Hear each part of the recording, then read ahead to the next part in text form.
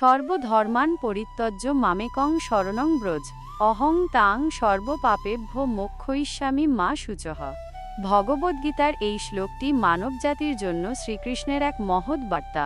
এটি কেবল অর্জুনকে দেওয়া উপদেশ নয়, বরং জীবনের সব জটিলতা, ভয় এবং উদ্বেগ থেকে মুক্তির এক চিরন্তন পথনির্দেশ। এই শ্লোকটির প্রতিটি শব্দে নিহিত আছে গভীর দার্শনিক ও আধ্যাত্মিক অর্থ। ১. সর্বধর্মান পরিত্যজ্য, সমস্ত ধর্ম পরিত্যাগ করে। এখানে ধর্ম শব্দটি প্রচলিত অর্থে রিলিজিয়ন বা আনুষ্ঠানিক আচার অনুষ্ঠানকে বোঝায় না। ভারতীয় দর্শনে ধর্ম আরও ব্যাপক অর্থ বহন করে, যার মধ্যে কর্তব্য, নৈতিকতা, গুণাবলী এবং ব্যক্তির সহজাত প্রবৃত্তিও অন্তর্ভুক্ত। শ্রীকৃষ্ণ যখন সর্বধর্মান পরিত্যজ্য বোঝেন, তখন তিনি এই সমস্ত প্রচলিত ধর্মীয় ধারণা, সামাজিক নিয়ম, এমনকি আমাদের নিজস্ব আমি বা আমার বোধ থেকে উৎপন্ন সমস্ত দায়িত্ববোধকেও ছাড়িয়ে যেতে বলছেন। পার্থিব কর্তব্য এবং অহংকারের ত্যাগ, আমাদের পরিবার, সমাজ, পেশা, এই সমস্ত ক্ষেত্রে আমাদের কিছু দায়িত্ব থাকে। কৃষ্ণ বলছেন, এই দায়িত্বগুলো পালন করতে গিয়ে যেন আমরা ঈশ্বরের প্রতি আমাদের মূল লক্ষ্য থেকে বিচ্যুত না হই। এর অর্থ এই নয় যে আমাদের দায়িত্ব ছেড়ে দিতে হবে, বরং সেগুলোকে ঈশ্বরের সেবার অংশ হিসেবে দেখতে হবে। এই ত্যাগের মূল লক্ষ্য হল অহংকার ত্যাগ। যখন আমরা কোনো কাজ করি, তখন তার ফল নিয়ে চিন্তা করি, তার প্রশংসা বা নিন্দার কথা ভাবি। আমাদের সমস্ত কর্মের পেছনে প্রায়শই আমাদের আমি কর্তা, এই অহংকার লুকিয়ে থাকে। শ্রীকৃষ্ণ বলছেন, এই অহংবোধ ত্যাগ করে সমস্ত কর্মের ফল, সমস্ত দায়িত্ব এবং সমস্ত ভাবনা কেবল তার ওপর ছেড়ে দিতে। ধর্মীয় মতবাদ ও আচার এবং ফল ত্যাগের দর্শন, বিভিন্ন ধর্মীয় সম্প্রদায়, পূজা পার্বণ, ব্রত, এগুলোর গুরুত্ব আছে। কিন্তু শ্রীকৃষ্ণ বলছেন, যদি এগুলো আমাদের মূল উদ্দেশ্য, অর্থাৎ ভগবানের সাথে একাত্মতা থেকে দূরে সরিয়ে দেয়, তবে সেগুলোকে গৌণ করতে হবে। আসল কথা হলো, এই সব বাহ্যিকতার ঊর্ধ্বে উঠে ঈশ্বরের প্রতি সম্পূর্ণ সমর্পণ করা। এটি কর্মযোগের নৈষ্কর্ম বা ফল ত্যাগের চরম রূপ। যখন আমরা কোনো কর্ম করি, তখন তার ফল সম্পর্কে আমাদের আসক্তি থাকে। কৃষ্ণ বলছেন, এই আসক্তি ত্যাগ করতে। এর অর্থ এই নয় যে কাজ করা বন্ধ করতে হবে, বরং কাজের ফলাফল নিয়ে উদ্বেগ ত্যাগ করতে হবে। এটি এক ধরনের আধ্যাত্মিক স্বাধীনতা। স্বধর্মের ঊর্ধ্বে এটি একটি সূক্ষ্ম বিষয়। গীতায় শ্রীকৃষ্ণ বারবার স্বধর্ম পালনের কথা বলেছেন, কিন্তু এই শ্লোকে তিনি সর্বধর্মান বলছেন, যা স্বধর্মকেও ছাড়িয়ে যায়। এর অর্থ হল, আমরা যে কর্ম করি বা যে পথে চলি না কেন, সব কিছুর মূলে যেন তার প্রতি ভক্তি ও শরণাগতি থাকে। যখন আমরা কোনো ফল লাভের আশা না করে কেবল তার ইচ্ছায় কর্ম করি, তখন সেটাই প্রকৃত ধর্ম হয়ে ওঠে। চূড়ান্ত লক্ষ্য হল ঈশ্বরের সাথে একাত্ম হওয়া, এবং যদি কোনো ধর্ম সেই পথে বাধা হয়ে দাঁড়ায়, তবে তাকেও ত্যাগ করতে হবে। ২. মামেকং শরণং ব্রজ, কেবল আমার শরণ নাও। এই অংশটি শ্লোকটির মূল ভিত্তি। মামেকং অর্থাৎ একমাত্র আমাকে। শ্রীকৃষ্ণ এখানে স্পষ্ট করে বলছেন, বহু দেবদেবী বা বহু পথের পরিবর্তে শুধুমাত্র তার, পরমেশ্বর শরণ নিতে হবে। এটি কোনো সংকীর্ণতা নয়, বরং একত্বের দিকে ইঙ্গিত। একনিষ্ঠ ভক্তি এবং বিভক্ত মন থেকে মুক্তি। এর মানে হল, আমাদের ভক্তি হতে হবে একমুখী, কেবল পরম সত্তার প্রতি। আমাদের মন যেন বিক্ষিপ্ত না হয়, আমরা যেন বিভিন্ন লক্ষ্য বা বিভিন্ন দেবতাকে কেন্দ্র করে আমাদের শক্তি ব্যয় না করি। আমাদের মন প্রায়শই বিভিন্ন দিকে ধাবিত হয়। আমরা একই সাথে পার্থিব সুখ, সামাজিক প্রতিপত্তি এবং আধ্যাত্মিক উন্নতির চেষ্টা করি। এই দ্বিধা বা বিভক্ত মন আমাদের দুর্বল করে তোলে। শ্রীকৃষ্ণ বলছেন, এই সমস্ত দ্বৈততা ছেড়ে দিয়ে কেবলমাত্র এক পরম সত্তায় নিজেকে সমর্পণ করতে। এটি মনের সমস্ত বিভ্রান্তি দূর করে দেয়। সম্পূর্ণ আত্মসমর্পণ এবং সর্বোচ্চ বিশ্বাস। শরণং ব্রজ মানে কেবল আশ্রয় নেওয়া নয়, বরং নিজেকে সম্পূর্ণরূপে সমর্পণ করা। এর অর্থ হল, নিজের বুদ্ধি, নিজের অহংকার, নিজের বিচার বিবেচনা সবকিছু ত্যাগ করে ঈশ্বরের ইচ্ছার কাছে নিজেকে ছেড়ে দেওয়া। যখন আমরা সম্পূর্ণভাবে সমর্পণ করি, তখন আমাদের সমস্ত ভয়, উদ্বেগ দূর হয়। শরণাগতি হল ঈশ্বরের প্রতি পরম বিশ্বাস স্থাপন করা। বিশ্বাস করা যে তিনি একমাত্র রক্ষাকর্তা, তিনি পথপ্রদর্শক। যখন আমরা এই স্তরের বিশ্বাসে পৌঁছাই, তখন আমাদের সমস্ত ভয়, অনিশ্চয়তা দূর হয়। এটি অন্ধবিশ্বাস নয়, বরং গভীর উপলব্ধির ফল যে পরম সত্তাই সবকিছুর নিয়ন্তা। আস্থার চূড়ান্ত রূপ এবং কর্তৃত্বের হস্তান্তর। শরণাগতি হল ঈশ্বরের প্রতি অবিচল বিশ্বাস। বিশ্বাস করা যে তিনি সর্বদা আমাদের সঙ্গে আছেন, আমাদের রক্ষা করবেন, এবং যা কিছু ঘটছে তা তারই ইচ্ছায় ঘটছে এবং তা আমাদের মঙ্গলের জন্যই।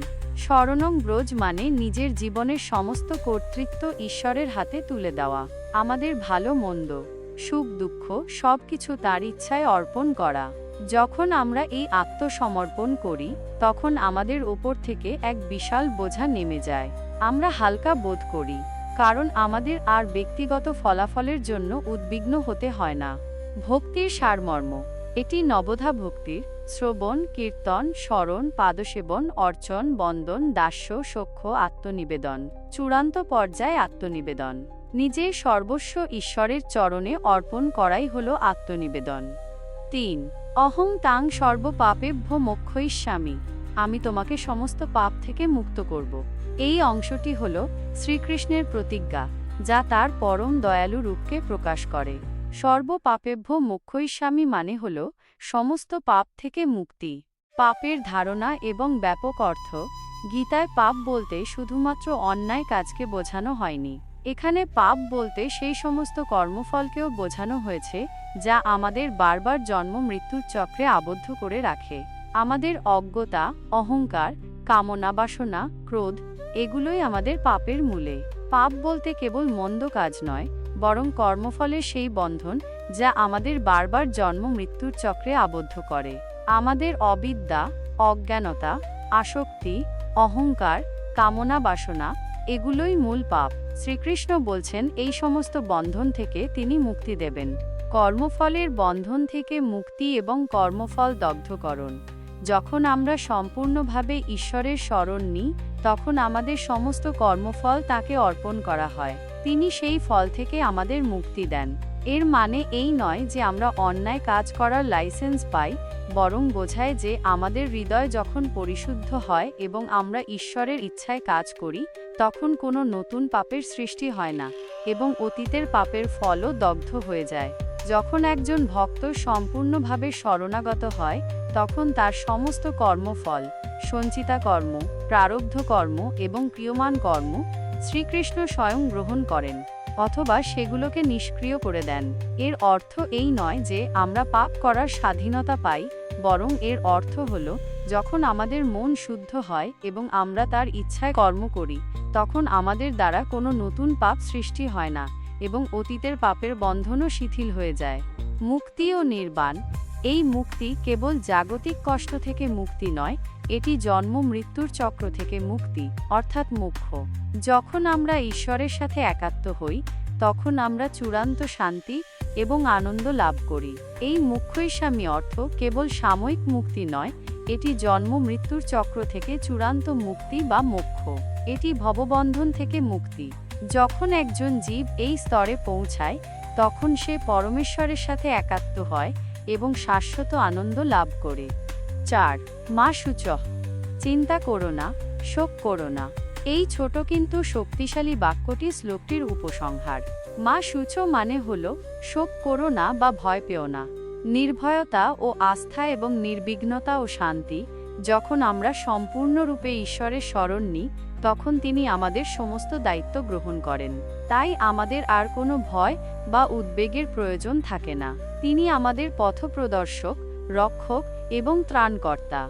যখন একজন ভক্ত সম্পূর্ণরূপে তার শরণাপন্ন হয়, তখন ঈশ্বরের প্রতিজ্ঞা থাকে যে তিনি সেই ভক্তের সমস্ত প্রয়োজন পূরণ করবেন এবং তাকে সকল বিপদ থেকে রক্ষা করবেন। তাই ভক্তের আর কোনো ভয়, চিন্তা বা শোক থাকে না। এই অবস্থাই হল পরম শান্তি।